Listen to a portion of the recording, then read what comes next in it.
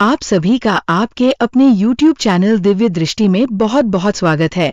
जय श्री गणेश जी। आज सुनते हैं चौथ माता की कहानी। सेठ धनीराम और उनकी पत्नी निर्मला एक समृद्ध और धार्मिक प्रवृत्ति के दंपति थे। उनके 7 पुत्र और एक पुत्री थी जिसका नाम सुनीता था। सुनीता बचपन से ही अपनी माँ के साथ हर त्योहार और व्रत में भाग लेती थी। निर्मला देवी गणेश जी की परम भक्त थी और हर वर्ष श्रद्धा से सकट चौथ का व्रत रखती थी। इस व्रत को करने से संतान की लंबी उम्र और परिवार की सुख शांति बनी रहती है।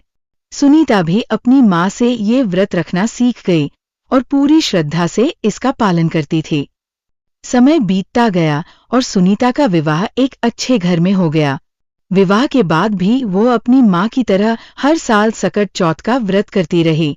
उसका पति एक व्यापारी था जो अपने व्यापार में बहुत व्यस्त रहता था, लेकिन दोनों के बीच प्रेम और सम्मान बना हुआ था।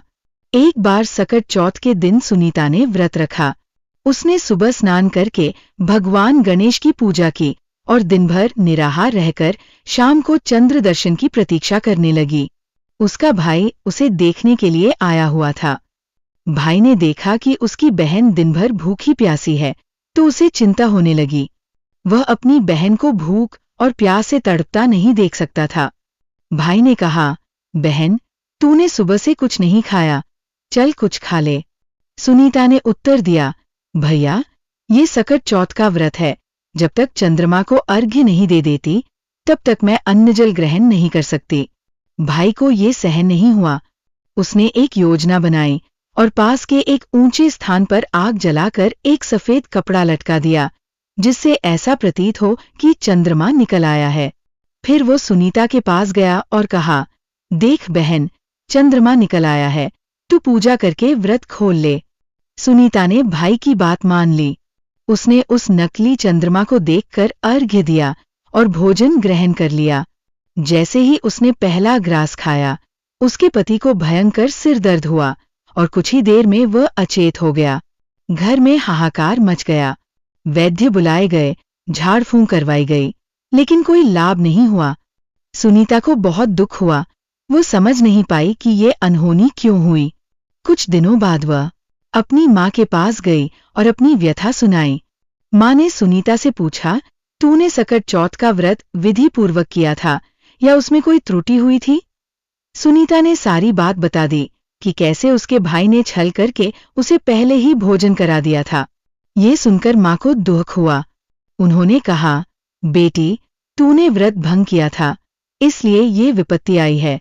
लेकिन चिंता मत कर, अब तू 12 महीने तक लगातार सकट चौथ का व्रत कर और फिर विधि पूर्वक इसका उद्यापन कर। इससे तेरा दोष दूर होगा और तेरा पति पुनः स्वस्थ हो जाएगा। माँ की सलाह मानकर सुनीता ने 12 महीने तक निष्ठापूर्वक सकट चौथ का व्रत किया। उसने दिन भर उपवास रखा, भगवान गणेश की आराधना की और सच्चे मन से प्रार्थना की। 12वें महीने जब उसने पूरे विधि विधान से व्रत का उद्यापन किया तो भगवान गणेश प्रसन्न हो गए। उस रात गणेश जी ने स्वप्न में आकर कहा, बेटी, तूने सच्चे मन से मेरा व्रत किया है, अब तेरा दोष समाप्त हुआ। कल प्रातः तेरा पति पूर्णतः स्वस्थ हो जाएगा। सुबह होते ही सुनीता ने देखा कि उसका पति धीरे धीरे स्वस्थ हो रहा है। कुछ ही दिनों में वह पूर्णतः ठीक हो गया। घर में फिर से खुशियां लौट आईं। तभी से ये विश्वास किया जाता है कि जो स्त्री सकट चौथ का व्रत नियमपूर्वक रखती है, भगवान गणेश उसकी सभी परेशानियां दूर कर देते हैं और उसके परिवार को सुख समृद्धि प्रदान करते हैं। बोलिए प्रेम से चौथ माता की जय, भगवान गणेश की जय। तो आशा करती हूँ कि ये जानकारी आपको अच्छी लगी होगी। इसी प्रकार से ज्ञानवर्धक जानकारियाँ प्राप्त करते रहने के लिए, व्रत पूजा के बारे में जानने के लिए, कथा को सुनने के लिए चैनल पर अगर आप नए हैं तो हमारे चैनल को सब्सक्राइब करें और शेयर करें। कमेंट में जय श्री गणेश लिखें।